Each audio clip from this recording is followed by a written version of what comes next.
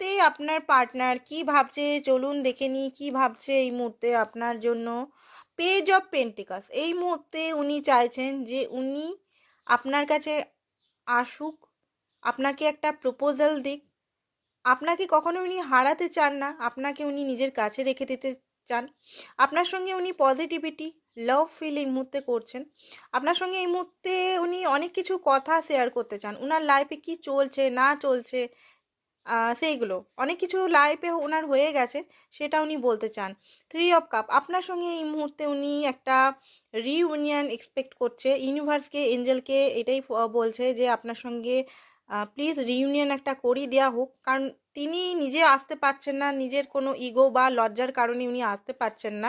কারণ 5 অফ পেন্টিকাস, উনি ওনার কার্মা ভোগ করছেন। তো উনি নিজে আসতে পারছেন না, ওনার একটা ভয় আছে। যদি আসেন, আপনি যদি ওনাকে রিজেকশন দেন,